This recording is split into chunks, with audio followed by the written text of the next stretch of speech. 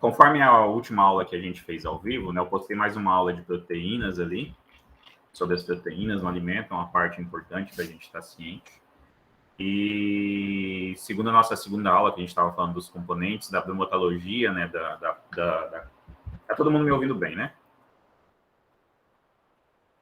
Sim. Ok. Então, conforme a gente ia falando dos componentes bromatológicos, né, das partes que são estudadas na bromatologia, a última parte que a gente falou foi da energia.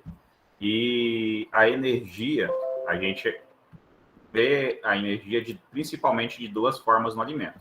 Apesar que tanto a proteína quanto a parte de extrato etéreo e carboidratos fornecem energia para o animal. Uma porcentagem da proteína é convertida em energia, a maior parte dos lipídios, né, do extrato etéreo, que são ali os carboidratos e os lipídios, são convertidos em energia. Mas os principais fornecedores de energia para o animal são os lipídios e os carboidratos. Eu falei anteriormente sobre os lipídios, agora a gente está falando sobre os carboidratos. Então, os carboidratos, eles são os principais fornecedores de energia presente nas plantas, ou seja, na parte de forragem, né, das forrageiras, que tem ali uma porcentagem menor de lipídios, né, que ela não tem, diferente das plantas oleaginosas, das plantas de semente, né, de grãos, né, com exceção, por exemplo, do milho. A gente tem um teor bem mais baixo de óleo. Tanto que até uma comparação para você ver, o óleo de soja, né, os lipídios são o lipídio, ele é o principal componente do óleo, né, dessas plantas. O óleo de soja no mercado é o lipídio, então é a parte da gordura em estado líquido que a gente tem ali nas plantas, em grãos, etc. No óleo de soja, por exemplo, a gente vê o preço dele. Hoje no mercado está em torno aí de 8 a 10 reais. Enquanto que o óleo de milho, ele é bem mais caro, porque a porcentagem de óleo que a gente tem no grão de milho é bem menor. Isso se deve por quê? Principalmente, né, porque são de famílias diferentes. Como a gente estudou antes, aí a gente sabe que a gente tem dois tipos de plantas. Né? Nós temos as monocotiledôneas e as dicotiledôneas. A diferença entre essas daí é o formato da semente e as gerações dessas plantas. Então, as monocotiledôneas, elas geralmente são as gramíneas. O milho é uma planta gramínea, é um tipo de gramínea. Ou seja, ela se assemelha mais ao capim do que a soja. Já a soja, ela é uma dicotiledônea e se assemelha mais aí a outras frutíferas, né, do que com o capim em si. Então, do que com as plantas de pasto. Então, o principal fornecedor de energia presente nas plantas são os carboidratos, tanto que o nível na nutrição, né, na nutrição de bovinos e de suínos, o milho entra principalmente como fornecedor de energia do que como proteína. O cálculo dele não é com base na sua porcentagem de proteína, e sim na sua NDT, né, nos seus nutrientes digestíveis totais. Ou seja, na porcentagem na quantidade de energia que o milho vai fornecer. Então, os carboidratos, eles são divididos em dois tipos. Os estruturais, que esses carboidratos fazem parte da parede celular das plantas, tem uma digestão um pouquinho mais difícil, né, que é, por exemplo, aí a casquinha do milho, né, mesmo na pecuária, é comum a gente encontrar restos de casca de milho nas fezes dos animais. Nós temos os elementos não estruturais, que aí eles se encontram no conteúdo celular e tem aí uma porcentagem bem mais alta de digestão, e esses sim fazem parte aí da contagem, né, de energia desses grãos, né, dessas plantas.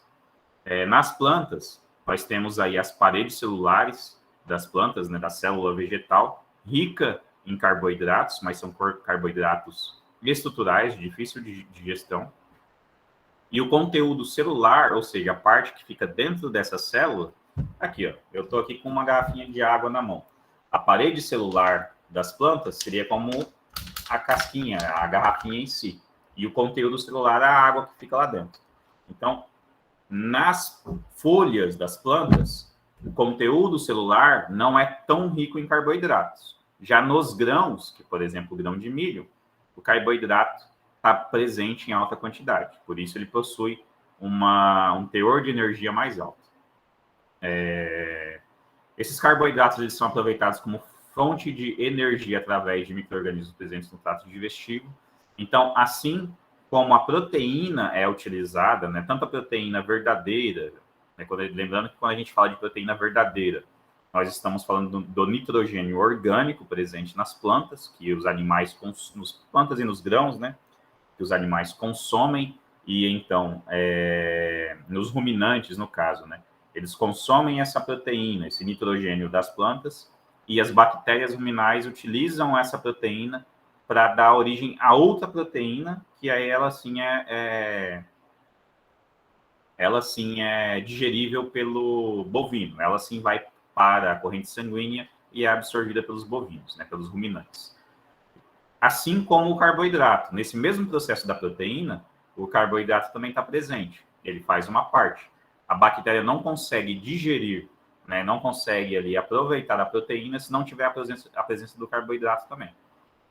Os principais carboidratos das plantas são o amido e a sacarose, né? O amido, como a gente sabe, é presente aí, por exemplo, é tirado da mandioca para fazer cápsula de remédio.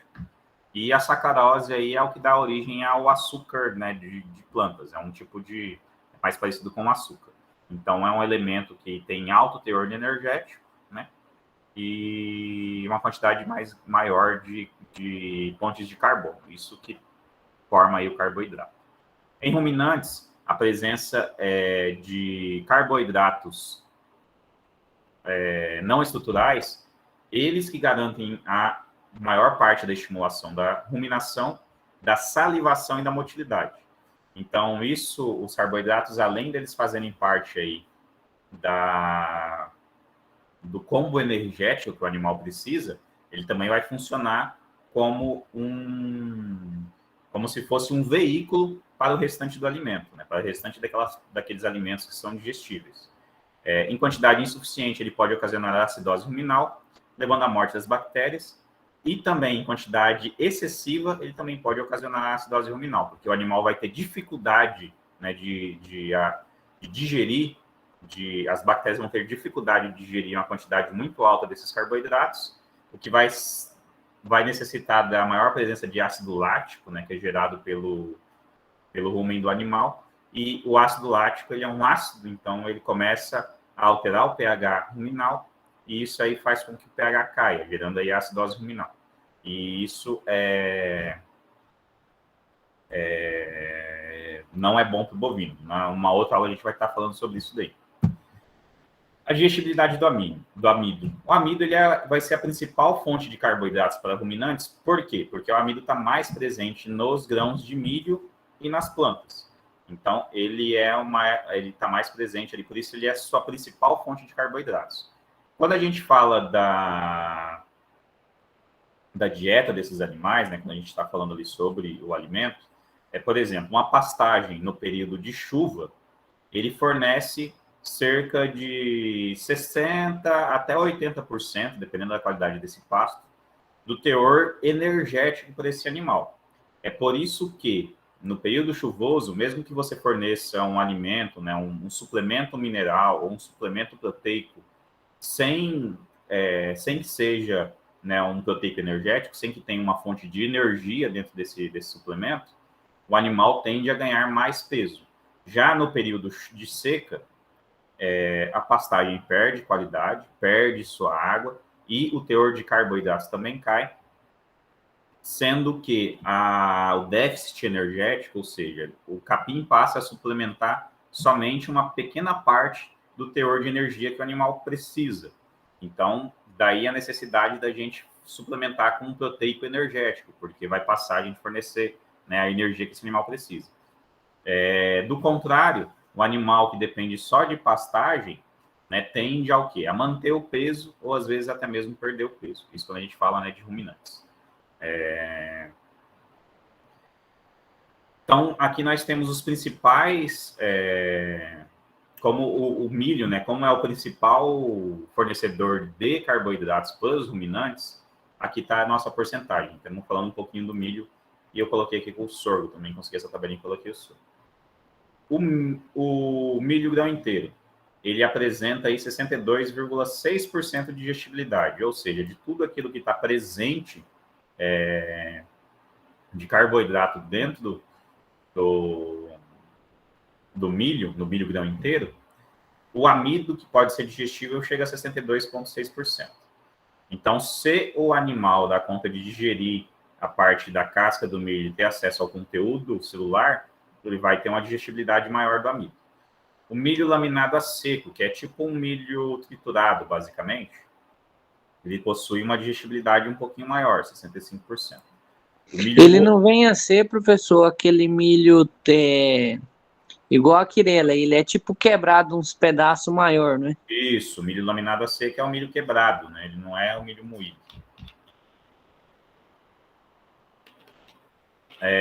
Também esse milho, na verdade, aqui assim, a gente tem no processo de coisa, ele é diferente do... Na verdade, não é diferente, porque o processo de laminação, ele é espremido dentro de um rolo, né? É como se ele fosse prensado. Só que o processo de trituração que a gente tem aqui também, basicamente, é a prensagem, né? As facas do triturador, por exemplo, prensam o grão de milho contra a peneira e quebram o milho do tamanho que ele precisa. Então, ele é um tipo de esmagamento. Esse laminado a seco aqui, ele é passado aí também pelo triturador, por uma esmagadora que tem ali na verdade é de rolo, né? Não é nem coisa, é pedra contra pedra. Aí ela esmaga, que é aquele tipo de triturador antigo, que era de pedra. Até hoje eles são utilizados, né?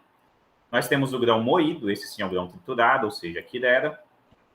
Eu já vi, professor, desse daí que você falou, que é tocado no trator? num córrego. Não, do jeito que a água vem vindo assim, ó, aí o cara fez tipo umas pegas assim, que aí conforme a água vai na correnteza, vai tocando ela, e ela vai tocando a pedra, e o milho vai caindo ali, carocinho por carocinho, vai quebrando aquilo ali. Eu vi o funcionamento todinho. O pessoal fazia o fubá antigamente, era dois rolos de pedra que ficava... Vou pegar aqui, por exemplo, eles ficavam basicamente assim, ó, um contra o outro e ia rodando um em cima do outro. Daí ia caindo os grãos Isso, lá no meio. é desse jeito assim mesmo, aham. Tá? Já os trituradores, os trituradores mais modernos, que têm uma quantidade maior, por exemplo, esse trituradorzinho, o DPM, né, esses DPM que a gente tem, possui uma capacidade limitada. A maioria deles moe ali, tritura ali, até o maior deles vai triturar uns 10 até 12 toneladas por hora. O triturador que a Arantes usa, ele é um triturador de rolo de pedra. É dois rolos que se encontram assim e rodam em direções, né, diferentes, em direções iguais, aliás. Eles rodam na mesma direção. Eles dois rolos que se encontram ali e fica triturando. Possui capacidade de triturar até 30 toneladas de milho por hora. Então, uma capacidade bem diferente. O triturador DPM é um triturador de capacidade menor, né? Mas também aí tem a sua vantagem. Então, o milho moído, o milho triturado, né? A quirela, ela possui aí 76% de digestibilidade do amido, sendo o amido principal, né? Esse valor aqui, né, de porcentagem de digestibilidade ruminal do amido, ele vai ser comparado ao nosso NDT. A diferença é que o NDT que a gente tem, né, ele vai ser a soma das partes do milho. Por exemplo, a gente vai pegar uma parte da proteína, que é do milho, ela é igual geralmente ali no grão, é de 7 a 8%, até 9%. Nós temos o teor de extrato etéreo. No grão, varia ali entre 4% e 6%. Deixa eu colocar aqui em 5%. E nós temos a porcentagem da fibra digestível, né? Da fibra digestível. Só que essa porcentagem aqui é bem baixa. Então, Hoje praticamente não é contado. Então, por exemplo, é pego ali a porcentagem desses elementos e transformado em... aliás, é pego o peso desses elementos e transformado em porcentagem e vai ser chamado de NDT. São os nutrientes digestivos.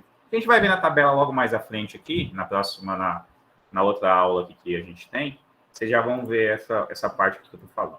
Não vou adiantar. Então, o milho moído possui aí cerca de 76,4% da digestibilidade do amido, né, dos teores de carboidrato. O milho laminado a vapor, ou seja, eles apresentam ali um processo térmico, né, nesse milho. Ele tem praticamente a mesma digestibilidade do milho triturado. E nós temos chamado aí o milho floculado. O milho floculado, ele passa por um processo térmico, né, que é de praticamente um cozimento desse milho. Ele vai ficar parecendo com um floco de milho, com um cereal. E esse cereal tem sim uma alta digestibilidade. Então a laminação é amassamento do grão umedecido em vapor, a laminação ao vapor, né? E a floculação tem o calor e umidade inseridos ao processo de amassamento do grão, levando a uma gelatinização do amido, né? Ele vai transformar ele numa coisa parecida com o cereal, que acontece hoje, né? Que é muito... Lá nos Estados Unidos é bastante utilizado na nutrição animal. Aqui no Brasil, vem tendo uma tendência muito grande de fazer o milho reidratado, grão de milho reidratado, ou a silagem do milho grão úmido, né? A silagem de grão, né? Puramente de grão. Eu tenho até uma... Vou mandar lá no grupo, vocês veem lá. Que é o confinamento da Arantes, no ano passado, utilizou essa estratégia. Por quê? O milho estava caro, e esse processo de fermentação que ocorre no milho, ele aumenta bastante o teor de digestibilidade dele, ou seja, vai aumentar seu teor de NDT, vai aumentar o seu teor energético. Deixa eu até caçar aqui que eu tenho essa foto. Vou mandar lá no grupo. Ô, professor, você lembra daquela vez que o povo deu uma onda aí de tratar de boi no milho grão inteiro? É que naquela época, o que acontecia? O grão era barato, não era tão caro. E o processo de trituração dele, ele acabava sendo mais, vamos falar, acrescentando um valor, né? Que seria comparado à sua digestibilidade, quando a gente pega aqui a digestibilidade no amido de 62% para uma de 76%, né? Você teria, no caso aqui, pelo processo de triturar o milho e tal, você economizaria nesse processo de triturar e teria uma digestibilidade aceitável. Então, isso daí não daria um prejuízo, vamos supor assim. Hoje, o que acontece? Hoje o milho é caro. E o processo de trituração dele também pode ser caro, mas comparado, né, ao preço que está o milho hoje, essa porcentagem é pequena. Então, é melhor você aumentar a digestibilidade. Foi pensando nisso que a Arantes fez, no ano passado, o confinamento com milho ensilado, reidratado. Ele ensilou o milho e reidratou ele ali. Ele voltou para uns 30% de umidade e obteve uma porcentagem de digestibilidade maior, o que aumenta o valor energético e aumenta a qualidade do alimento do animal, né? Aumenta a qualidade da dieta. É muito difícil para fazer isso? Não é complicado, não. Por exemplo, o que é necessário? A instalação. Não é recomendado que seja feito num silo de superfície, é recomendado que seja feito num silo de trincheira ou então num silo fechado, até aquele tipo... Hoje tem aí o silo tipo bag e tal, né? Ou então na ensilagem de silo vertical mesmo, né? Coloca aqui naquele silo vertical. E aí tem que fazer o cálculo da quantidade de água que vai ter que ser adicionada, ou na verdade você faz a quantidade de calda, né? Você faz uma mistura ali de um inoculante junto com a água, e aí fazer esse cálculo para voltar o milho de 13% de umidade para 30%. Ou seja, você vai adicionar mais 16 pontos percentuais, basicamente, ali de umidade, né? De de forma coisa, por exemplo, a cada 100 quilos de milho, você vai adicionar mais ou menos 15 litros de água. Aí você vai voltar essa umidade para cerca de 30%. Ah, tá. É, porque se não for ficar muito caro e for muito, não for muito difícil, pela alta, pelo ganho que tem, né? É bem mais. Sim, É melhor, né? ele é um resultado bem viável. E diminui a necessidade. Ele não corta, né? Aliás, dependendo da operação que a gente faz, ele pode cortar.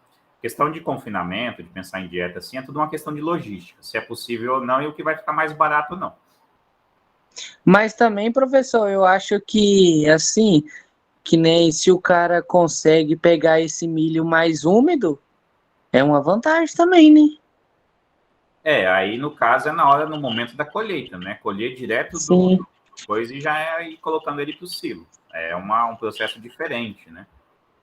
porque, tipo assim,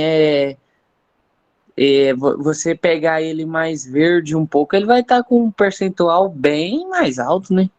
Sim, sim. Então, só que essa questão, lá no sul hoje tem muito maquinário que é para colheita do milho grão úmido, né, que fala, que aí geralmente realmente colhe ele para fazer a silagem. Isso com só o milho, só o grão, né? Aí hoje a silagem do milho de grão de planta inteira, né, que utiliza a espiga, ele é feito num processo que é bem parecido, né? Só que o teor de matéria seca já daquela matéria ali vai estar em torno de 35%. Ou seja, vai ter 65% de umidade, então está bem mais alto do que, né, o silo aí de milho grão, né, o milho grão em si. O milho grão em si fica mais seco.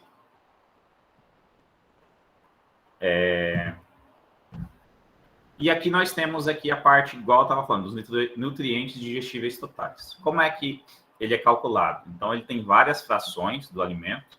Então, a NDT vai ser igual a proteína bruta digestível, a NN, extrato etéreo ou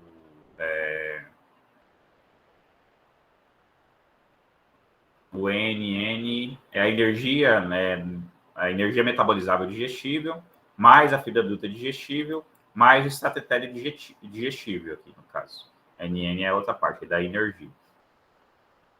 E o extrato etéreo, como a gente tinha falado, a parte dos lipídios, ela multiplica por 2,25, porque a sua caloria, né, cada grama de extrato etéreo tem uma caloria de 2,25 vezes maior. Então, a NDT, ela normalmente é superestimada no alimento, e ela é obtida através da análise de ensaios de digestibilidade do alimento e as fezes produzidas, né? A gente vai falar um pouquinho de digestibilidade agora também.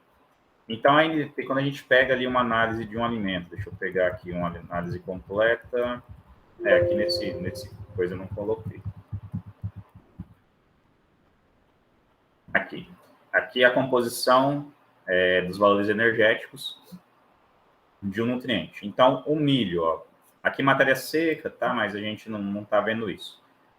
Proteína bruta, na matéria seca, 8,26% de proteína bruta. Gordura ou extrato etéreo, né, que a gente fala ali, 3,6% de extrato etéreo. O amido tem 62,48% e a fibra bruta 1,73%.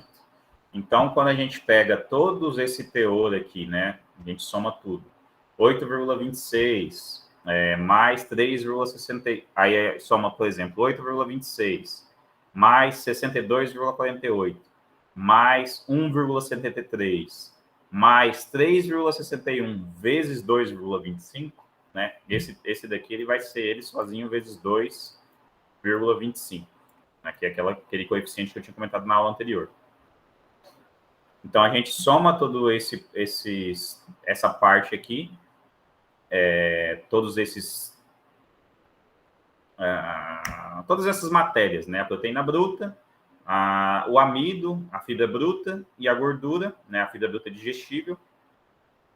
e transforma, e a gordura, no caso, vezes o 2,25, e vai transformar numa porcentagem geral, né, do alimento. Isso vai fazer com que esse resultado que a gente obtém aqui vai ser a chamada NDT.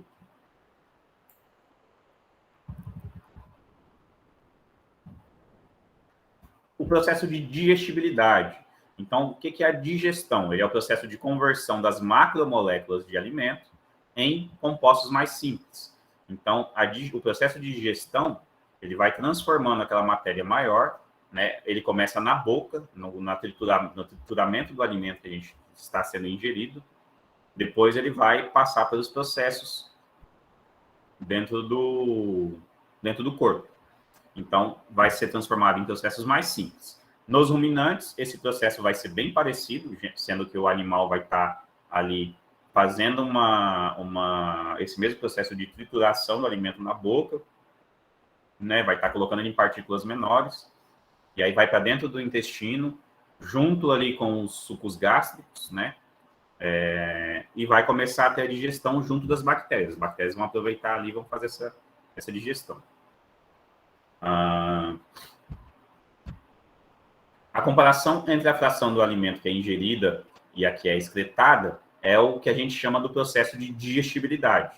Então, se a gente consumiu 1 kg de alimento e excretou 0,7 quilos, quer dizer que nossa digestibilidade ali foi de 0,3 quilos, ou seja, de tudo que a gente se alimentou, só absorveu 3 quilos 0,3 quilos, ou seja, 300 gramas.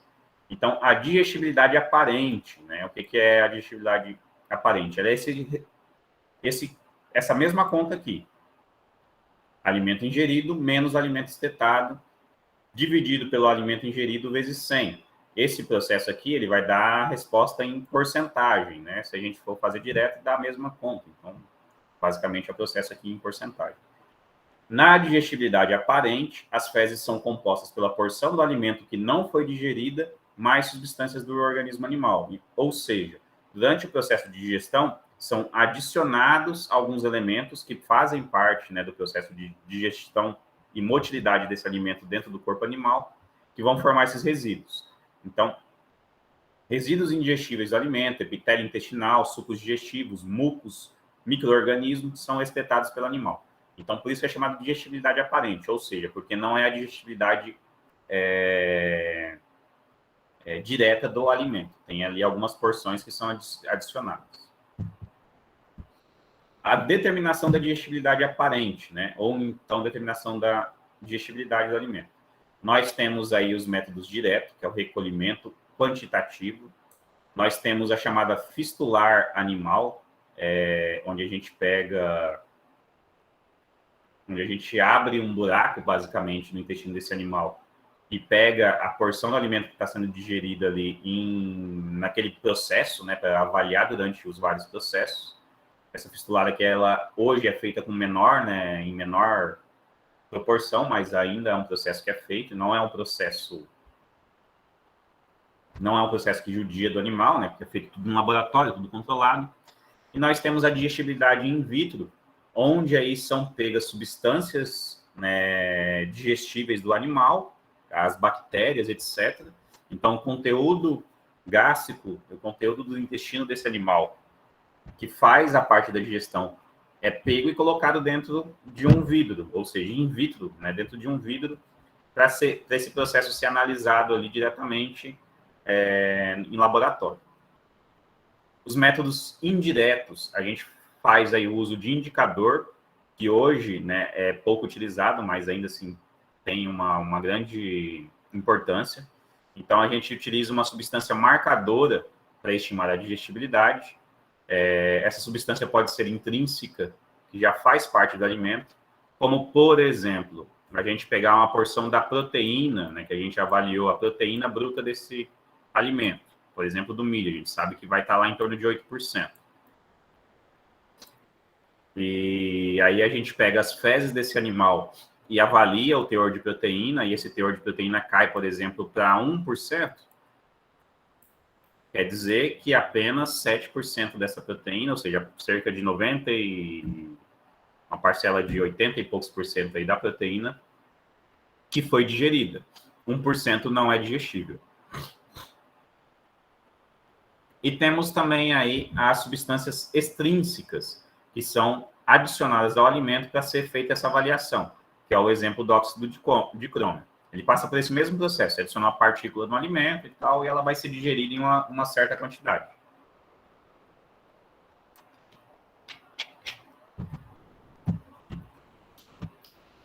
Determinação da digestibilidade aparente. Essa aqui é a coleta direta, né, de fezes, ou seja, é pesado aquilo que a gente alimenta o animal e aquilo que ele excreta, então é através do peso.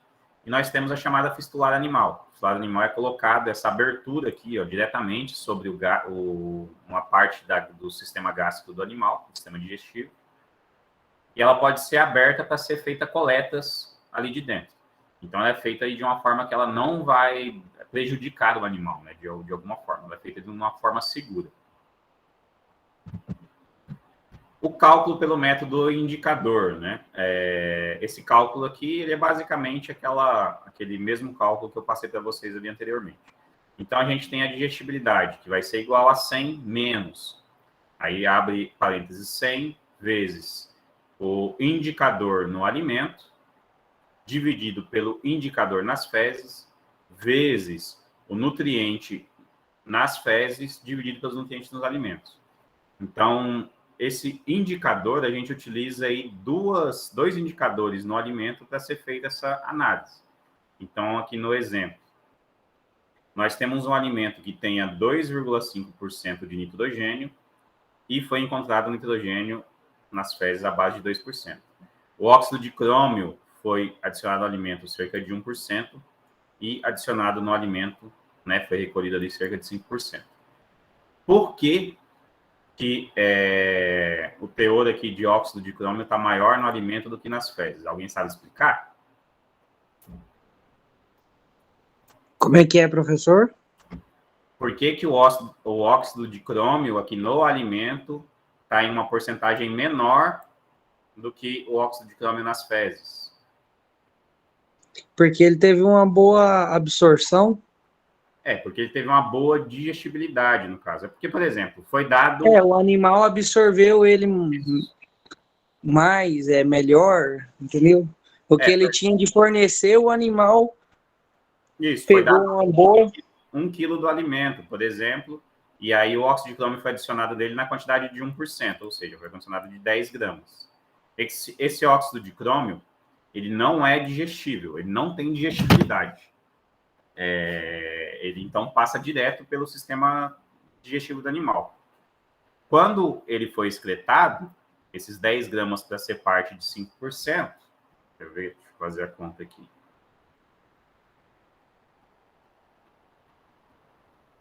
Cinco por cento dividido por 10.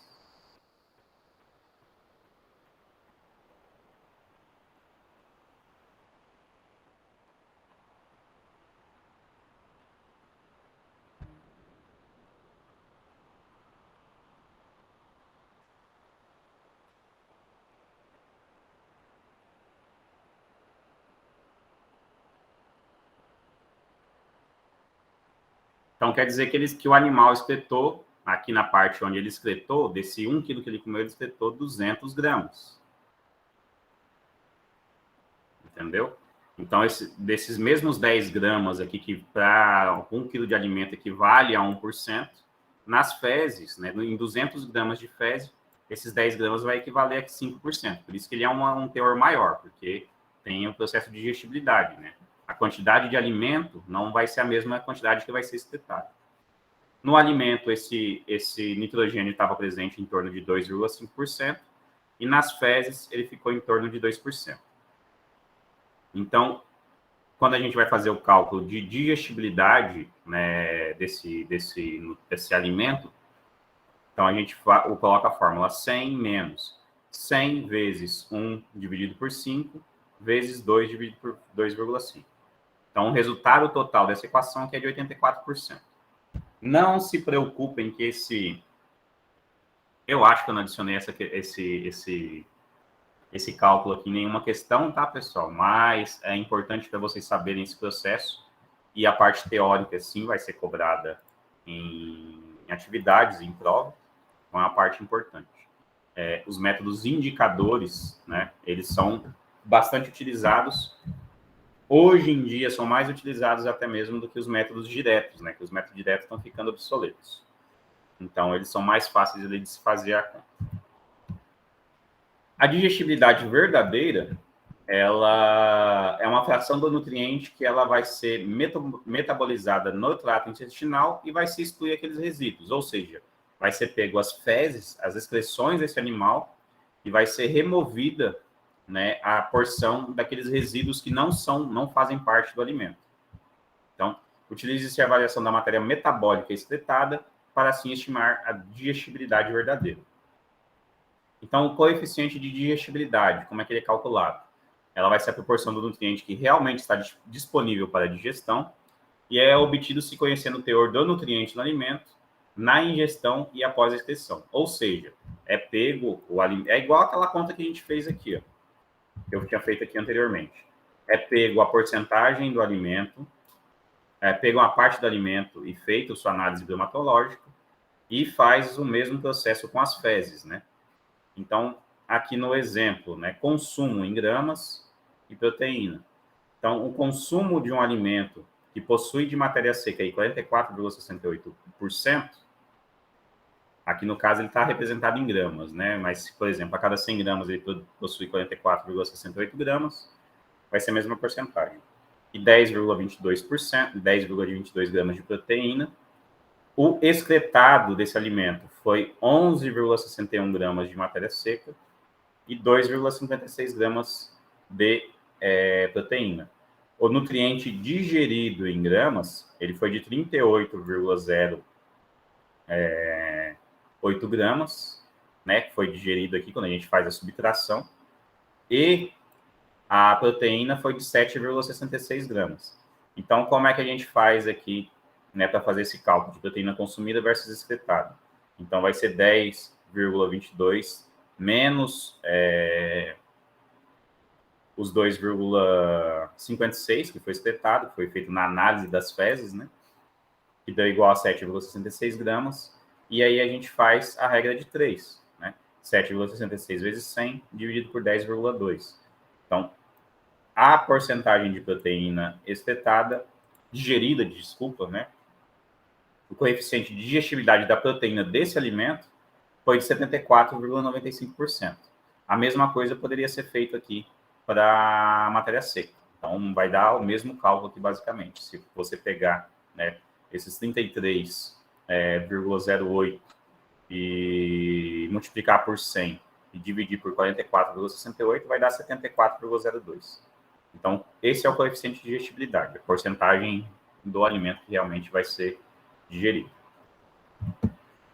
Aqui, né, aquela parte, a tabelinha onde a gente mostra, né, milho de alta gordura, ou seja, um milho de uma qualidade de uma variedade que tem aí um teor mais alto de gordura, ó, de 6,4% de gordura.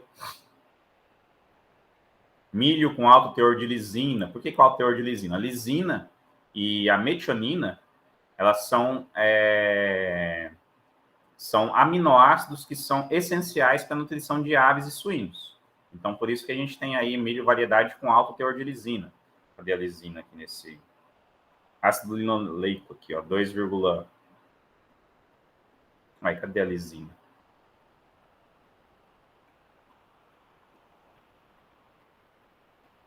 Milho, esse aqui eu já não sei o que significa. Eu acho que é a parte fracionada de glúten, sei lá. Lignina. A lignina é outro componente da parede celular vegetal. Ela também é composta aí, né,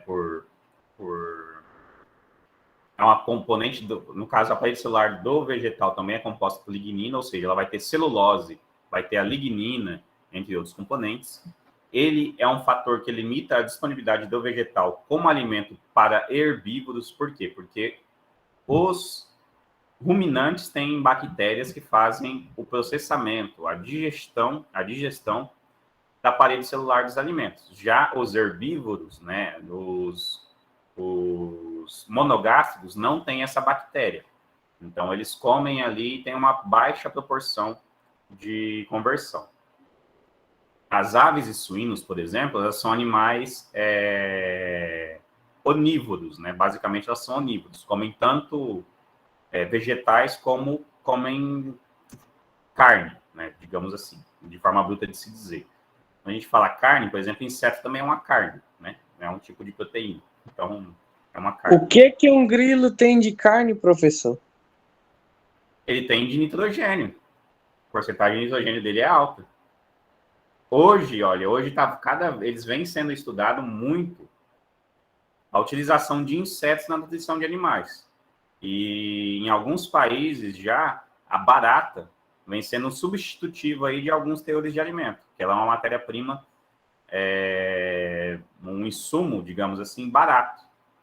Né? A barata, os grilos, têm sido estudados dessa forma. Hoje vem sendo bem crescente. Até no Brasil a gente já tem algumas fábricas de proteína de origem de insetos. Pelo amor de Deus, não fale isso para os japoneses, não, porque se eles já comem morcego, que uns tentam comer barata. Principalmente os chineses, né, que já vêm estudando essa tecnologia, né, essa possibilidade hoje em dia. E ali, assim, a produtividade desse elemento, ela pode vir a ser maior do que a produtividade, por exemplo, do milho. Porém, né, não se sabe ainda direito o custo, né, de produção. Então, o custo de produção é que vai determinar, né, o valor real desse insumo. Mas vem sendo estudado. Então, no caso, né, dos ruminantes, a lignina ela faz parte da fibra em detergente neutro, ou seja, ela é uma fibra que não é digestível, é uma parte da fibra não digestível. E ela funciona aí como uma barreira contra a digestão bacteriana. Então, apesar dos ruminantes terem a capacidade de digerir uma parte dela, uma boa parte da lignina não é consumida, aliás, não é digerida. Outra característica também da lignina é que em algumas plantas ela possuem compostos fenólicos que têm toxicidade. Que, por exemplo, nós temos aí alguns casos de intoxicação por forrageiras, né? A ingestão de sementes de braquiária, por exemplo, é um desses fatores. O mombaça também, né, professor? O mombaça em menor quantidade, mas é principalmente as braquiárias, né? A braquiária decumbens mesmo tem casos de intoxicação bem recorrentes, é bem comum a gente ver. Os minerais. Então, os minerais, eles estão presentes aí em basicamente todos os alimentos, em proporções maiores ou menores. Eles são fundamentais para o funcionamento adequado da maioria dos processos fisiológicos, então eles fazem parte aí praticamente de todos eles funcionam basicamente como veículos, né? Eles são adicionados aí como parte de processos fisiológicos, ou seja, tem aquelas formulazinhas químicas que a gente vê e os elementos minerais entram nesses processos. Então, eles funcionam basicamente como veículos, funcionam ali na produção de proteína e etc. A suplementação rica em energia e proteína é ineficiente na deficiência de minerais. Então, se você fornece um alimento que tem alto teor de proteína e energia, mas não fornece os minerais em quantidade suficiente, a nutrição vai ser ineficiente. Os minerais são classificados aí em macros, ou seja, eles têm uma necessidade de consumo maior, e micros nutrientes. Por exemplo, os macros: cálcio, fósforo, sódio, potássio, cloro, magnésio e enxofre, sendo que o cálcio, né, é o que tem aí o maior teor de inclusão em minerais, por exemplo. E os micros nós temos ferro, selênio, iodo, zinco, cobre, cobalto, manganês, molibdênio e cloro. As vitaminas, outra parte dos alimentos também é que são essenciais em alguns processos fisiológicos. Elas controlam processos metabólicos, como a própria digestão. e a concentração correta no alimento potencializa o desempenho do animal. Ela tem uma alta influência sobre o sistema imunológico dos animais e são classificadas em lipossolúveis, ou seja, as que são digestíveis em gordura, e as hidrossolúveis, digestíveis em água. Então, as vitaminas do complexo A, D, E e K são lipossolúveis, elas são solúveis em gordura, né, nos lipídios. E o complexo B e C são hidrossolúveis, solúveis em água. É por isso que a gente não encontra, por exemplo, vitamina C, vitamina A efervescente, desculpa. Vitamina A efervescente, a gente só encontra vitamina C efervescente, porque ela é solúvel em água e pode ser digerida dessa forma. As lipossolúveis, né, elas vão depender da dieta do animal, se ela vai ter a presença de lipídios ou não.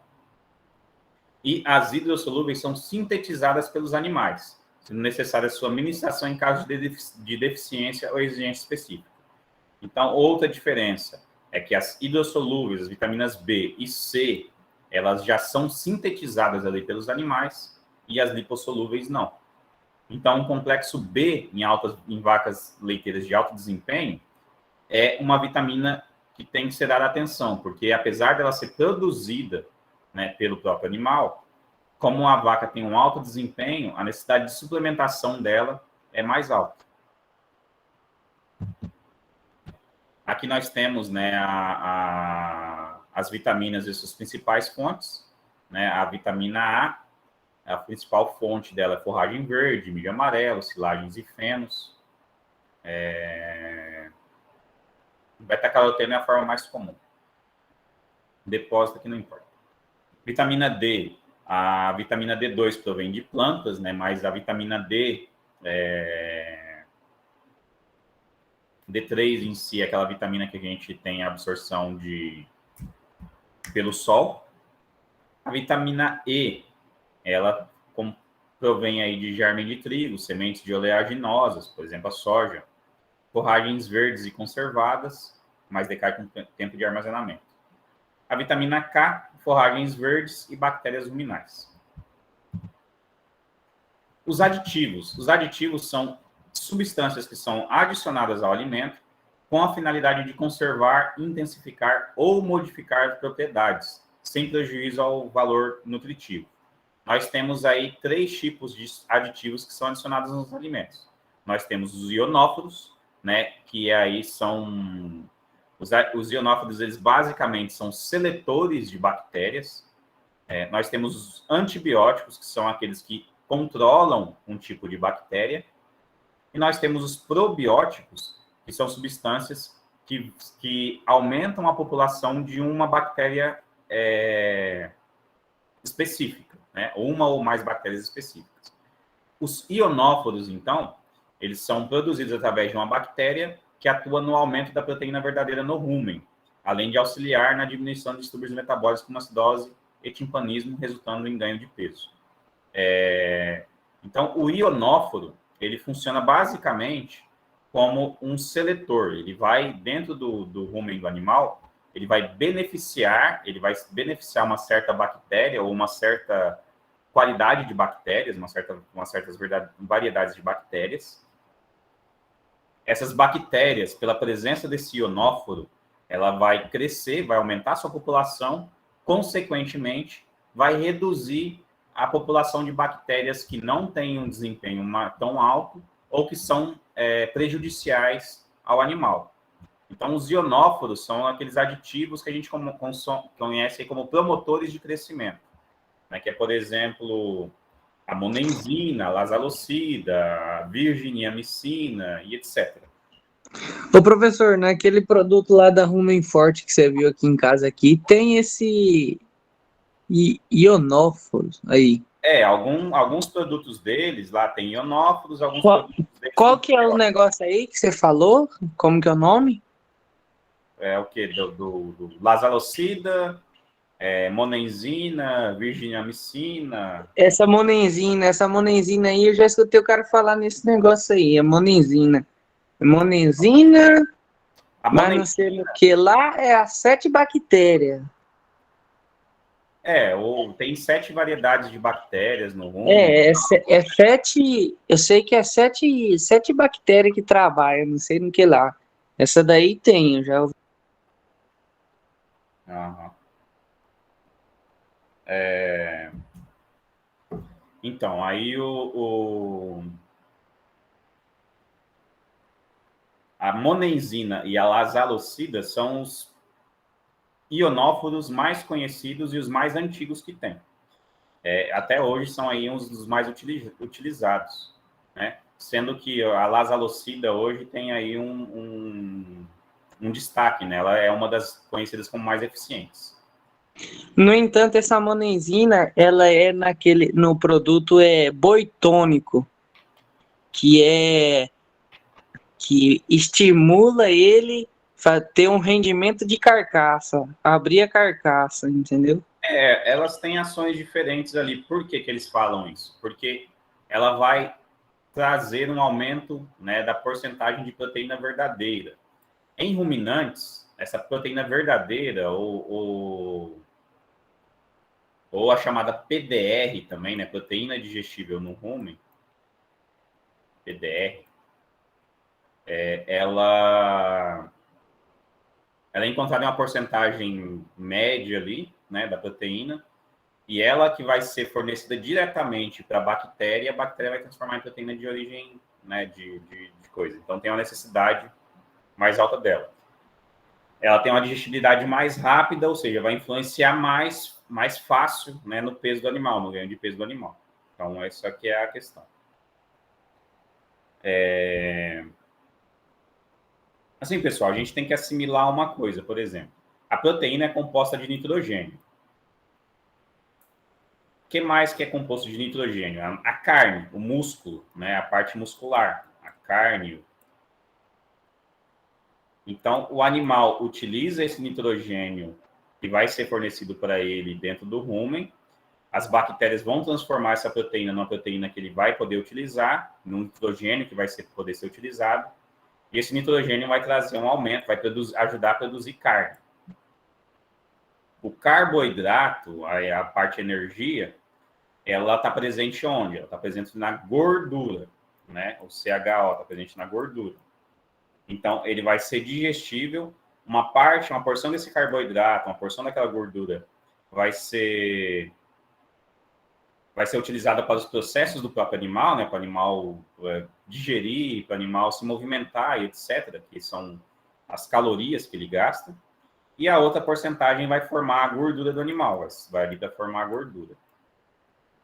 Então, o pessoal, assim, tem os argumentos de venda, não sei o que lá, de abrir carcaça e algumas coisas e não sei o que lá. Mas o que acontece? É porque quando um animal está com um teor mais alto de proteína verdadeira, está com um teor mais alto de carboidrato, ele vai depositar mais gordura, o que vai dar um rendimento de carcaça maior. Entendeu? Por isso que eles falam que é abrir carcaça e não sei o quê. Mas Não... Traduzindo, professor, é pura bucha. Não, na verdade não é. Não é historiazinha de vendedor, porque tem sua eficiência. Mas, quando você vai comparar com a eficiência de você utilizar a suplementação correta para o período que o animal precisa, né, e você adicionar um produtinho desse, ele vai trazer uma porcentagem a mais. Agora, você colocar a suplementação correta, você não vai trazer uma porcentagem pequena, você vai trazer um desempenho maior, entendeu? Então, as influências são aí diferentes. Os antibióticos são utilizados para prevenção e tratamento de doenças, né? Então, eles vão fazer o quê? Eles vão agir sobre bactérias que estão presentes lá e que não são benéficas, ou seja, que são prejudiciais para o animal. E os probióticos, né? Eles basicamente aí são, às vezes, substâncias que vai induzir o crescimento de certo organismo, de certa bactéria, sendo que essa bactéria não é patogênica, ou então que ele é basicamente também, às vezes, uma bactéria viva. Né? O probiótico também é chamado de bactéria viva. Ou seja, você adiciona mais bactérias daquela mesma família dentro do rumen do animal, e aí ele vai crescendo essa população de bactérias, e aí ele faz o mesmo processo, um processo parecido com o de ionófilo. Quanto maior Quanto maior é a população da bactéria benéfica, menor é a população da bactéria prejudicial. Então, essa é a ação. E nisso a gente chegou ao fim daquela aula, da aula 2. Deixa eu ver, agora já são 8h30. A outra aula... A outra aula não é muito difícil, não. Então, a gente vai dar aula. Tem poucos slides, não vai demorar muito, não. Só vou aqui pegar uma água, mais uma aguinha para beber aqui e já retorno.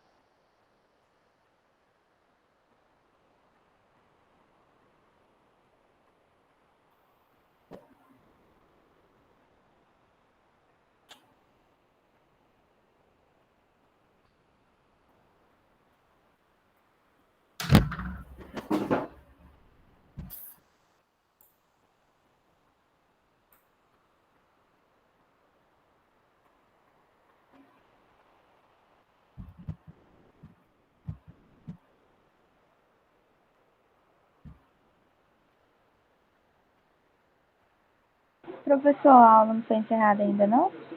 Oi? A aula não foi encerrada ainda, não? Não. A gente tem uma aulinha aqui ainda. Ei, professor, eu vou precisar sair da aula, tá? É que meu celular vai desligar e aqui na casa da minha avó não tem o meu carregador. Tá? Ok. Pessoal, hoje vai ter atividade logo depois da aula, tá? Aí vai poder entregar só hoje, só? Vai estar aberto aí até meia-noite, mas tem que entregar. Tá. Pô, professor, aí é sacanagem, cara. É nada.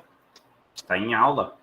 A gente começou essa aula aqui praticamente às 7h40. Passou 1 hora só de aula. Quando vocês têm aula presencial, aí é o dia inteiro. A noite toda, são 3 horas. Então, vocês têm tempo aí para fazer. Vamos lá. Hoje nós vamos pegar aí a parte das exigências nutricionais dos animais de produção. Falar com um foco maior nos ruminantes, mas também vamos falar de aves e suínos aí, que são os animais de produção mais... Eu já também estou sem bateria, hein? Então, é aula. A aula é aqui, a gente apresenta a aula e coisa. Eu posso ver depois, mas vamos continuar. É curtinho, Beleza. são só 3 slides aqui. Eu ainda estou no serviço aqui ainda. Não vamos ter as contas hoje ainda, tá? Parte de cálculo vai ser na aula que vem. Pessoal, então, a produção animal brasileira é destaque mundial, né? Hoje o Brasil, basicamente, é o maior produtor, maior exportador de carne do mundo, né? Não é o maior produtor, mas é o maior exportador, sendo que tem aí, perde para os Estados Unidos e para a Índia, né? Como população de ruminantes, mas é o maior exportador de carne. Isso porque, né, basicamente, o Brasil, até ano passado, exportava até 30% da sua produção, né? Então, os outros 70% era tudo consumido aqui dentro do Brasil mesmo. Esse processo modificou um pouco esse ano, e não é basicamente por causa da exportação. É claro, a taxa de exportação, a quantidade de carne exportada subiu. Porém, o que houve muito esse ano foi uma queda no consumo de carnes. Por isso, essa porcentagem, né, que a gente fala aí de carne exportada e de carne consumida vem sendo aí cada vez mais, a carne exportada vem sendo cada vez mais alta, né? Então, são 2 fatores que influenciam nisso daí, né? A pecuária participava diretamente com quase 7% do PIB entre 2017 e 2018, né? Esse ano não temos informações disso daí ainda. O Brasil possui uma grande capacidade de produção de alimentos e a gente tem aí um grande investimento tecnológico. Então, a nutrição dos animais de produção acumula cerca de 50% até 70% do valor do investimento. participava. Hoje, os custos de produção, sem ser a parte nutricional, também estão bem altos, né? E o que é necessário para se fazer, para se ter esse desempenho? A caracterização das necessidades nutricionais das espécies. Então, revendo aquilo que a gente falou na primeira aula, nós temos aí o alimento, que é uma substância que, consumida por um indivíduo, é capaz de contribuir para assegurar o ciclo regular de sua vida e a sobrevivência de sua espécie. Nós temos a dieta, né, que são vários ingredientes que compõem a alimentação de um animal durante o dia, que inclui a água. Nós temos a ração, que é a quantidade total de alimento consumido por esse animal, excluindo a água. Nós temos a ração balanceada, que é uma mistura de ingredientes que visa fornecer os nutrientes exigidos pelos animais. Ou seja, uma ração balanceada são os produtos que são formulados aí para a nutrição de animais. A formulação dessas rações tem o objetivo de traduzir a necessidade nutricional desses animais, ou seja, através dos estudos que determinam qual que é a necessidade nutricional desses animais, a gente vai ter aí a transformação em necessidade alimentar, ou seja, quais alimentos que vão ser fornecidos para esse animal para estar nutrindo ele, para estar correspondendo àquela necessidade nutricional. Então, isso aqui não importa. Então, a definição o balanceamento, né, a formulação de uma ração, ela vai ser definida aí pela quantidade de alimentos que devem ser fornecidos para suprir a necessidade do animal durante 24 horas. Basicamente, aí a mesma tradução da ração. Então, a definição da exigência nutricional, como é que ela é feita? Ela é definida de acordo com a espécie, sexo, idade, fase produtiva, raça e condições. Então, uma mesma espécie de animal, ela vai ter aí diferentes exigências nutricionais ao longo de sua vida. Então, são diferentes conjuntos de características que resultam em necessidades nutricionais diferentes. Né? Que é, por exemplo, aí o que a gente sabe sobre os bovinos de corte. Né? A vaca de cria precisa de um mineral que tenha mais fósforo do que o boi de engorda. Né? Os componentes corporais, como água, proteína, gordura e minerais, eles vão variar durante o crescimento. Então, de acordo com a evolução desse animal, né, de acordo com o crescimento de idade desse animal, as características corporais se modificam, e à medida que a maturidade avança, ocorre o aumento na proporção de gordura corporal e decréscimo nas concentrações de água, proteína e minerais. Então, o animal começa a depositar mais gordura e menos carne, menos água e etc. Fornecer alimentos balanceados de acordo com o conjunto de necessidades nutricionais vai resultar em expressão da capacidade. Então, aqui é igual na aula anterior. Quando a gente fala, né, sobre a capacidade genética do animal, então, ao longo de vários anos, vem sendo estudado, vem sendo feito cruzamento, vem sendo pego ali os animais que têm as melhores características e sendo cruzados entre si, para obter um animal com desempenho maior. Só que esse desempenho vai ser correspondente também à sua nutrição. Então, de nada adianta a gente ter um animal com desempenho, um animal com uma genética boa, se a gente não vai ser capaz de nutrir ele adequadamente. Então, o desempenho dele não vai ser, né, adequado. Então, a expressão da capacidade genética, ou seja, a expressão desse animal ganhar peso em excesso, ganhar gordura em excesso, se reproduzir em excesso, vai depender aí de suprir suas necessidades nutricionais. Os bovinos, né? Como é que é feita aí essas avaliações da necessidade nutricional? Eles são primeiro agrupados em raças. No Brasil, né, a gente tem principalmente aí os zebuínos, né, sendo o principal representante aí o Nelore. Nós temos os cruzados, né? Os cruzados que são aí o chamado de cruzamento industrial, ou seja, aqueles que têm aí cruzamento entre machos europeus e fêmeas zebuínas,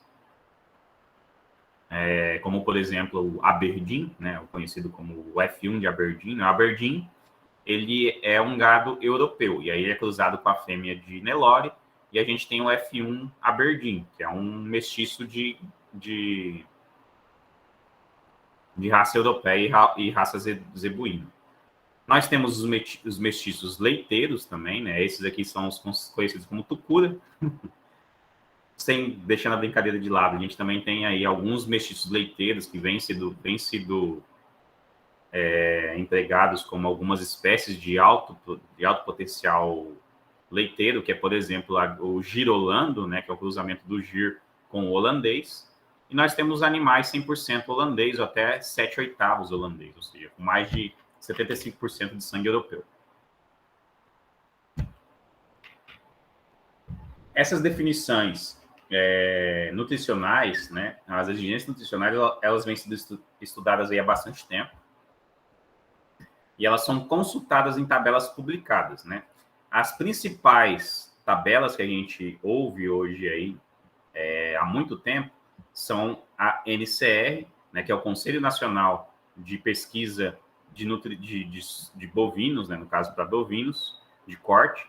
Desde 1989 vem sendo feita pesquisa com esses animais e vai sendo feitas suas atualizações.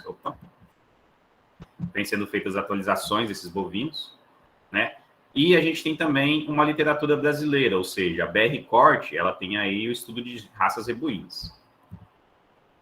Consumo de matéria seca é outra parte muito importante durante o processo de vida dos animais. Então, ele é uma variável que é muito importante no desempenho do animal. Por quê?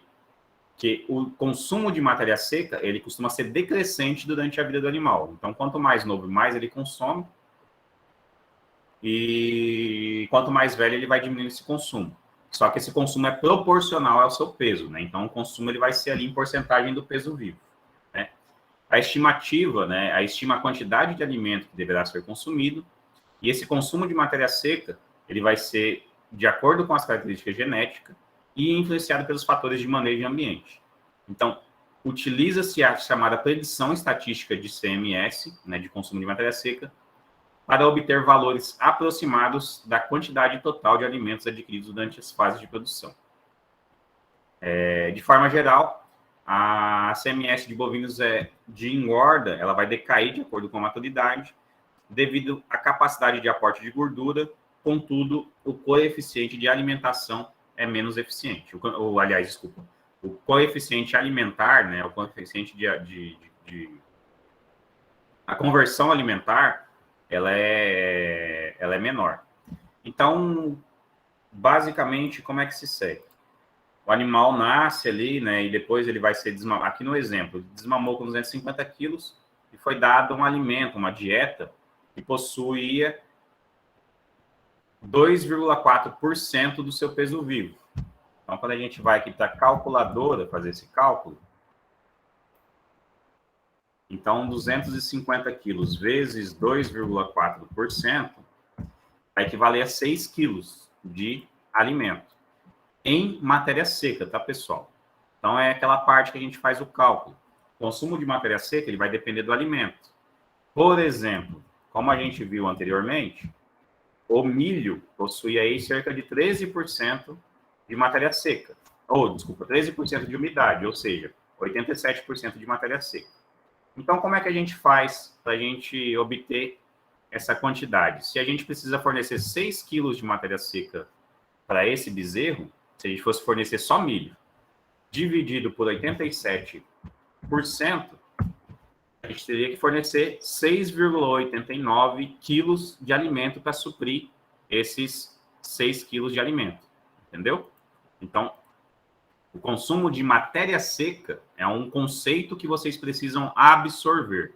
Matéria seca é a quantidade em quilos de alimento excluída a água, a quantidade em porcentagem de alimento excluída a água. Então, a gente pode falar tanto em porcentagem de matéria seca quanto em quilos, né? Mas a porcentagem exprime melhor. E a porcentagem é o quê? Dividido por 100. Então, conforme esse animal evolui, né, conforme esse animal vai crescendo, o seu consumo de matéria seca cai. Então, aqui, ó, na tabelinha, ele chega abaixo dos 2% de matéria seca.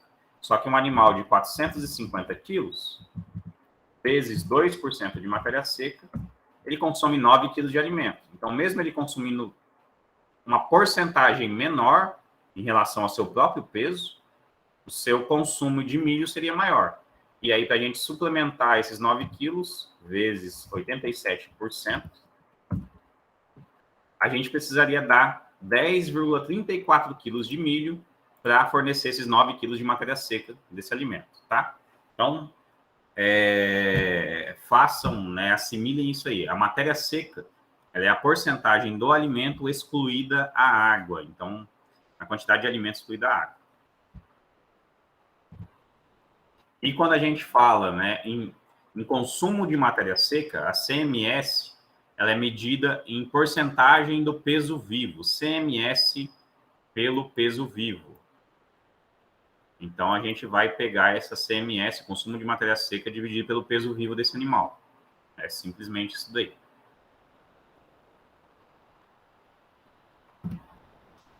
Aqui é uma tabela da BR Corte, uma tabela aí do consumo de matéria seca de zebuínos e de cruzados de corte, dos cruzados industriais.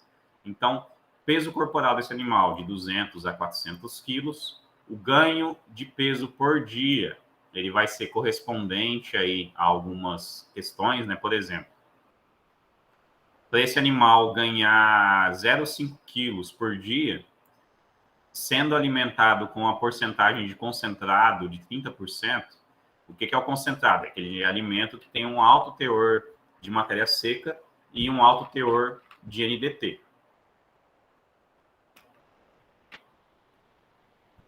Ele precisa fazer um consumo aí de 4,28 quilos de matéria seca. Então, esses 4,28 quilos aqui não é a sua porcentagem, tá, pessoal? Ele não é a porcentagem, ele está em quilos, diretamente em quilos. Então, aqui, ó, quando a gente vem consumo de matéria seca em quilos. Então, é só a gente descobrir a quanto que esses 4,28 equivalem. Isso daí você faz o quê? Você divide por 200, né, que é o peso, você pega esse 4,28, vai dividir ele por 200 e multiplicar por 100. Nós obtemos aqui o resultado de 2,14. Então, esse animal, para ganhar meio quilo, ele está consumindo 2,14% do seu próprio peso vivo em matéria seca. Já o mesmo animal, para ele ganhar 1,5 kg, ele tem que ter um consumo aí com os mesmos 30% de matéria, mesmo 30% de concentrado, desculpa, ele precisa ter um consumo de 5,98 quilos de alimento. Então, quando a gente pega 5,98 dividido por 200 vezes 100, esse teor de matéria seca, né, essa porcentagem de matéria seca, vai para 2,99% do peso vivo. Então, a CMS dele, CMS, vai ser igual a 2,99% do peso vivo. Então, esse aqui é uma tabela que a BR Corte, se vocês precisarem ir no Google, vocês vão achar.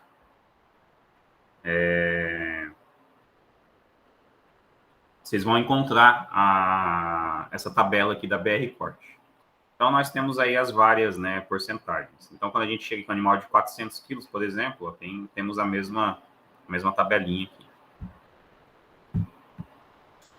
As exigências nutricionais de bovinos de corte são diferentes, como eu já havia comentado, são diferentes durante a sua vida. Para machos, aqui no caso é para bovinos de corte, aqui a gente está falando de machos de corte. Temos GMD diferente, CMS aqui em quilos por dia, também não está em porcentagem, EM, energia metabolizável, NDT, proteína bruta, proteína digestível no rumen, PDR. Então, são vários fatores aqui, em gramas por dia. Então, focamos aqui, ó, no animal de 300 quilos, sua necessidade de fósforo é de 21,76 gramas ao dia, diferente de um animal de 200 quilos, de um bezerro de 200 quilos. Sua exigência aqui estava em 23,33% de cálcio, ou seja, ele exige mais cálcio durante sua fase em jovem durante sua fase mais adulta. E esse teor, ele vai diminuindo, né? Ele diminui um pouco, mas ele se estabelece. Mas, geralmente, nas fases jovens, é maior. Já o fósforo, ele tem um aumento, né? Então, durante a sua fase jovem, tem uma exigência menor e essa exigência é crescente, mas a porcentagem aqui vai permanecer mais ou menos a mesma, né? Quando a gente pegar aqui o consumo e converter em porcentagem do peso vivo, né? Ele vai ser ali mais ou menos a mesma. Outro ingrediente importante é o sódio, aí que é a parte de sal. Então, o jovem precisa de 6,5 gramas, e esse alimento também é crescente, mas é crescente proporcionalmente ao seu peso. Diferente do cálcio, né? Do cálcio ele cai.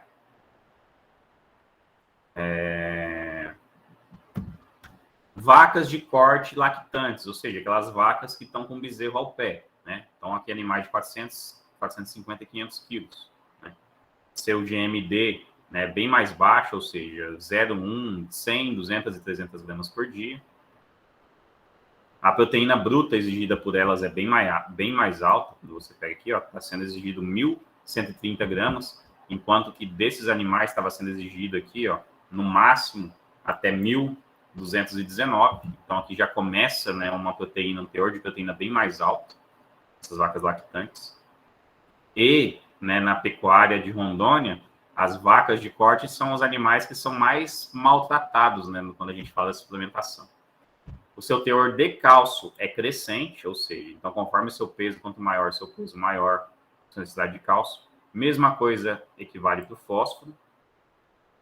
Mesma coisa equivale para o sódio e o selênio, que é outro elemento importante também, está aqui. Os bezerros de corte em lactação, ou seja, aqueles bezerros que estão ali mamando, né, de 100 a 200 quilos. Eles têm uma exigência de cálcio, né, que quando você compara esses 14,1 gramas aqui de cálcio com os 23,3 quilos aqui do sua 23,3 gramas aqui, a porcentagem, né, quando você vai fazer a equivalência desses elementos, ela dá bem diferente. 100 gramas aqui, ele está exigindo, se fosse um bezerro de...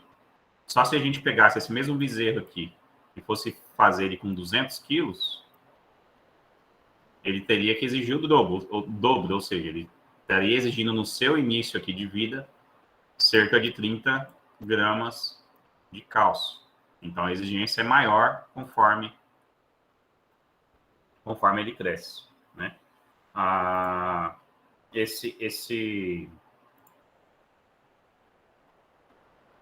E isso aqui vamos falar, as regras. São tabelas obtidas ali através da BR Corte. Teor de proteína também é um pouquinho menor, mas o teor de energia metabolizável chega a ser um pouquinho maior.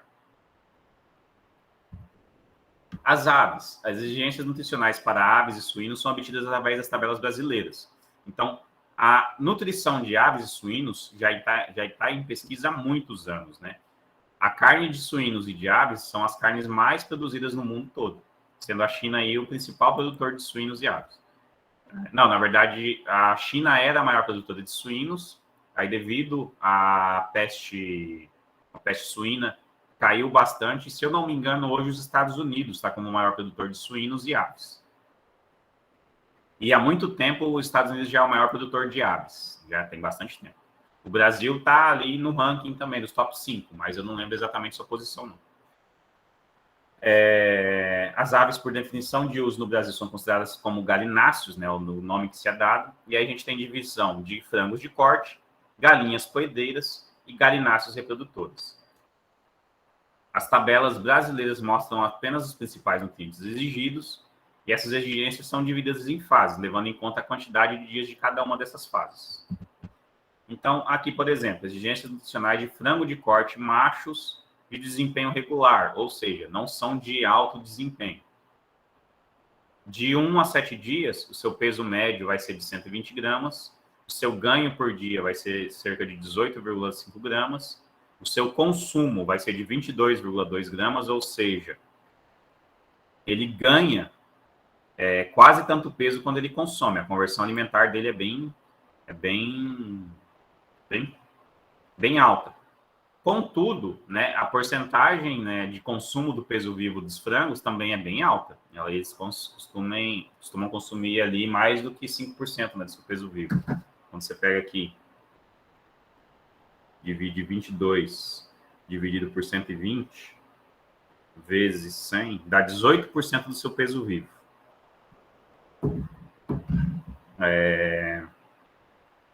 E aí você vê, esse peso médio deles vai aumentando e seu consumo também aumenta proporcionalmente. Deixa eu ver quanto fica aqui na taxa final. 90 dividido por 2.515 vezes 100.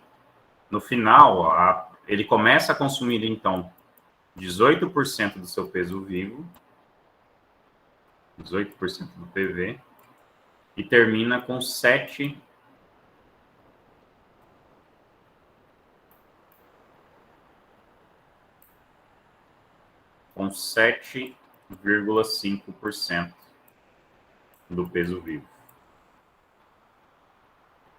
Então, aí outras exigências, né, para esses animais, para as aves. Teor de proteína, 21%, ou seja, são proteínas que são um teor mais alto. Teor de cálcio, potássio, sódio. Então, é assim que as tabelas brasileiras, né, fornecem as exigências nutricionais. E aqui para frangos de corte de desempenho regular, macho de desempenho superior, ou seja, um franguinho de genética maior, né, de genética mais exigente. Seu consumo vai ser basicamente, seu consumo em peso vivo vai ser basicamente o mesmo. Porém, a exigência de proteína e dos outros elementos é um pouquinho maior.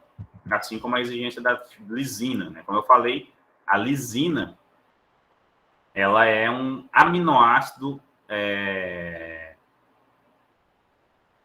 como é que fala? Aminoácido de alta exigência pelos frangos. Então, precisa ter esse aminoácido para que o frango tenha aí um bom desempenho.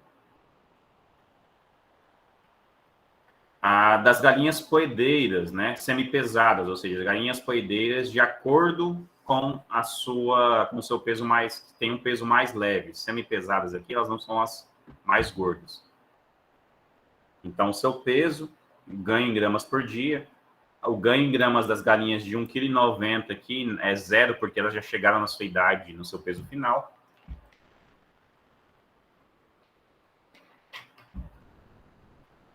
A galinha, quanto mais jovem, mais ovo, mais massa de ovo, gramas de ovo por dia, 55, 50 e 45.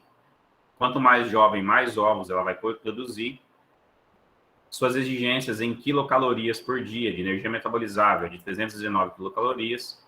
E a energia metabolizável da ração vai para 2.900 calorias, ou seja, um franguinho de 1.600, de 1,6 kg, consome quase a mesma quantidade de calorias, né, de quilocalorias que um humano precisa durante o dia. Consumo de alimento em gramas ao dia está em torno de 110 gramas.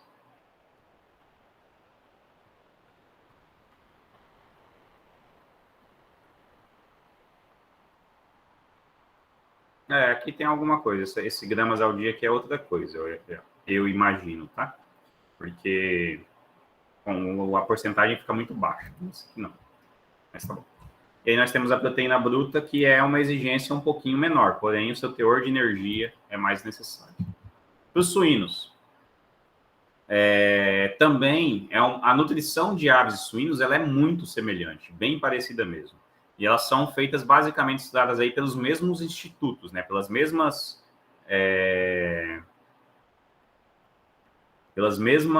empresas que estudam aí a nutrição de suínos, geralmente estudam também a nutrição de aves. As exigências nutricionais também são agrupadas aí pelas suas fases de crescimento e o tipo de produção, e são utilizados principalmente suíno em crescimento, classificados por sexo e fase inicial, crescimento e terminação, e os suínos reprodutores, fêmeas em fase de gestação e lactação, e os machos reprodutores. Devido à baixa digestibilidade do cálcio e fósforo, esses minerais são recomendados em pouca quantidade. Então, o suíno tem uma baixa digestibilidade para cálcio e fósforo, por isso sua alimentação tem uma quantidade menor, né, desse alimento. Então, as exigências nutricionais de machos castrados de alto potencial genético com desempenho superior, ou seja, são os porquinhos aqui com topo de ganho. Então, suas fases: inicial, crescimento e terminação. Seu peso vivo inicia de 15 a 30, e aí vai variando, chegando aí a 120 quilos, né, no peso vivo final. Aqui tem um peso médio deles, né, da fase. O ganho de peso em quilos por dia, ou seja, ele ganha de 750 gramas até 980 gramas, ou seja, durante a sua fase de crescimento e no final da terminação, como é normal em todos os animais, seja aí suíno, aves, peixes também tem essa mesma coisa. Sua conversão alimentar ela é alta, né, no início e mais baixa no final, na terminação. Então, quanto maior esse animal vai ficando, mais difícil vai sendo para ele ganhar peso. O consumo em alimentos, em quilo por dia, a gente vai transformar isso aqui. Ele começa consumindo cerca de 1,1 quilo. Então, 1,1 dividido para 22,5 vezes 100. Consumo em peso vivo, né? O consumo do PV aqui, vai equivaler a 4,9% do peso vivo desse animal. No final, ele vai estar consumindo 3,100. Então, 3,1 dividido por 110 vezes 100. No final, a consumo em peso vivo vai ser igual a 2,8%. Então, o consumo, ele começa geralmente com consumo de peso vivo maior e termina com consumo de peso vivo menor, né? Equivalente ao seu peso vivo. O teor de proteína também tem essa exigência em porcentagem maior. Então, começa, né, uma exigência em proteína maior e cai com seu desenvolvimento. E a mesma coisa a gente observa nos outros elementos, né? Em todos os outros elementos aqui tem uma exigência maior durante sua fase mais jovem e ao longo do seu desenvolvimento essas exigências caem.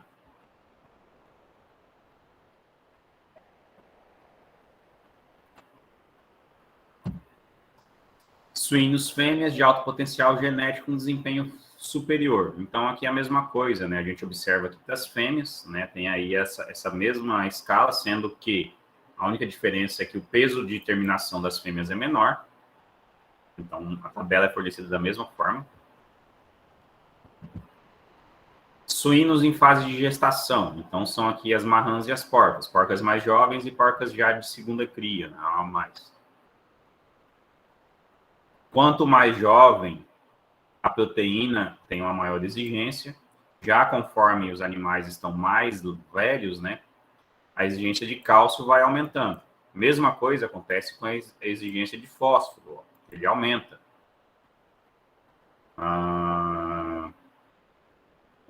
Aqui, no caso, o fósforo disponível aqui está maior para as porcas, mas é por causa quando a gente vai fazer ali em porcentagem. O potássio é outro que aumenta, o sódio também aumenta. Então, as fêmeas lactantes, as fêmeas gestadoras, né, aquelas que são os animais de cria, independente aí da sua espécie, geralmente ela tem mais exigência nutricional comparado aos machos, né? Então, independente da espécie, a exigência nutricional é maior das fêmeas em gestação, das fêmeas reprodutoras, do que dos machos. Aqui as fêmeas já lactantes, né? A energia metabolizável, olha só, é de 15 mil calorias, comparado com essa aqui, com elas quando gestantes, é de 6 mil calorias. Então, a proteína vai 855 gramas, mais do que dobra o teor de proteína. O cálcio, mais do que dobra. Fósforo, também mais do que dobra. Então, elas em fase de lactação, elas têm uma exigência nutricional bem maior. O valor nutricional dos alimentos, né? Conhecendo as exigências nutricionais para cada espécie, idade, fase, tipo de produção, a gente define a seguir os alimentos a serem utilizados na dieta, e para isso a gente tem que conhecer a composição química e física, ou seja, conhecer sua análise biomatológica e sua parte física. A escolha dos alimentos se dá de base, né, com o balanceamento desejado, além, né, da disponibilidade e preço de custo. Então, a disponibilidade e o preço de custo são os principais fatores, né, quando a gente vai formular uma dieta para o animal. Por exemplo, os confinamentos em Rondônia utilizam um índice mais baixo de matérias-primas, utilizam aí de 4 até 5, 6 matérias-primas diferentes, né? Geralmente é incluído o que na alimentação do animal?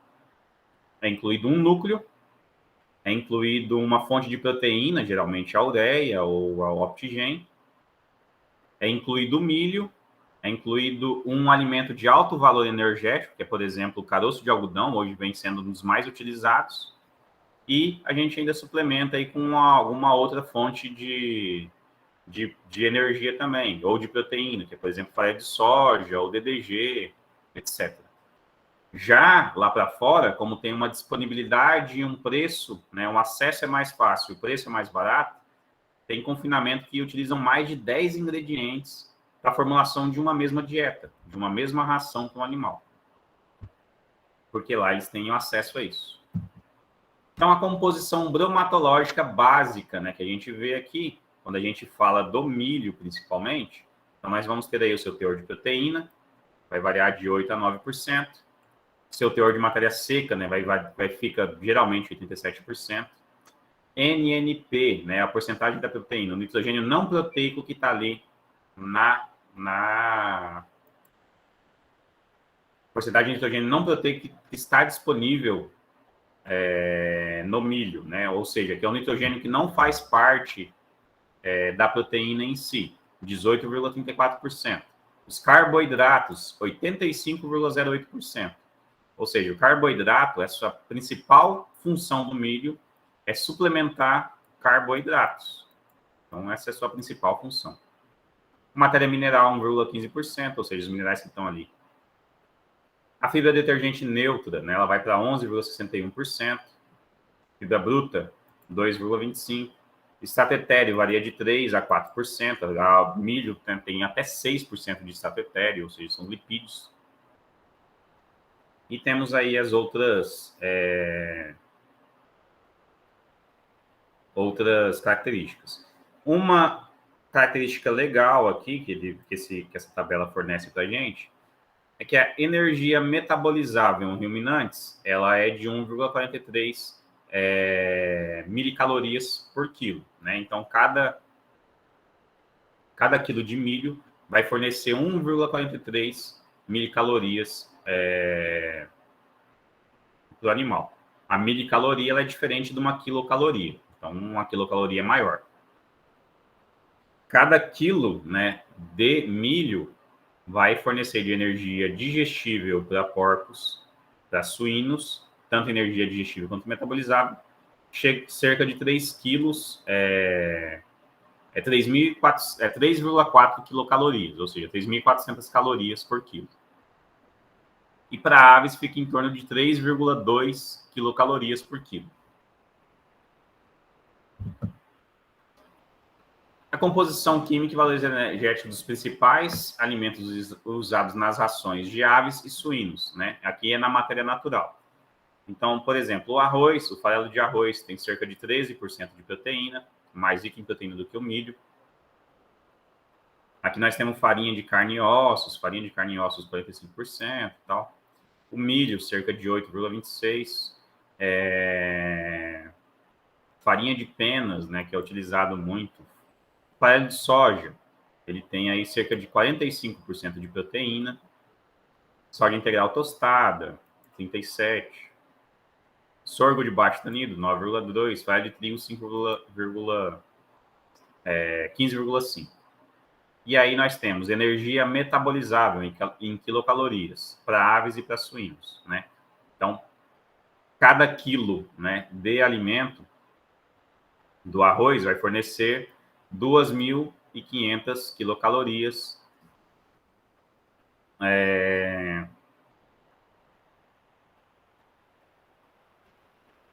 2.500 quilocalorias por quilo, né? Para suínos, a digestibilidade, o aproveitamento dessas quilocalorias é maior, né? Não tem a ver com a digestibilidade do alimento. Então, o suíno digere melhor, aproveita melhor essas características.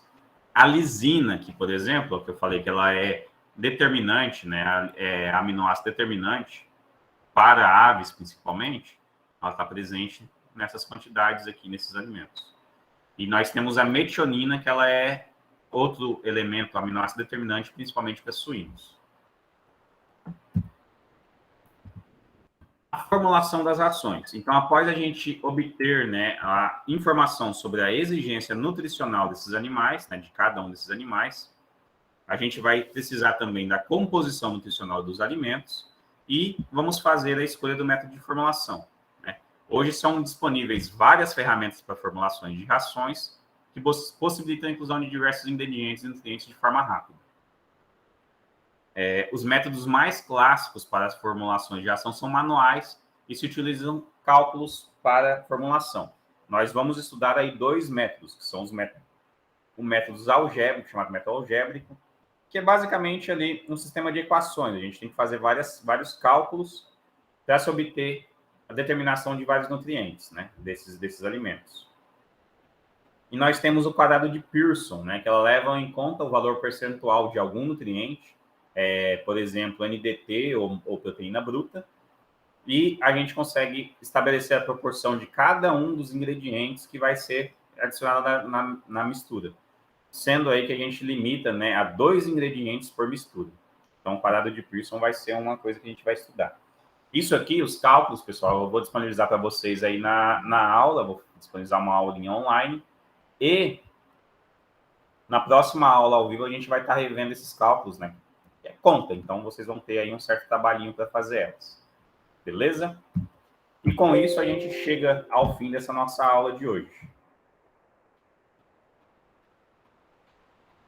Pessoal, sobrou só 6 minutos. Só mais 2. Deixar a chamada para o final, então. Vou dar presença só para vocês 2. Aí, professor, aí lá no final você dá aquela força, aquela ajuda na nota. Fechou? Tá ali, tá disponível já. Eu acho que já abriu. Confere lá no AVA se está aberto as disciplinas ali das questões. Ou tem questões 2 que está aberto disponível hoje, vale 1 ponto.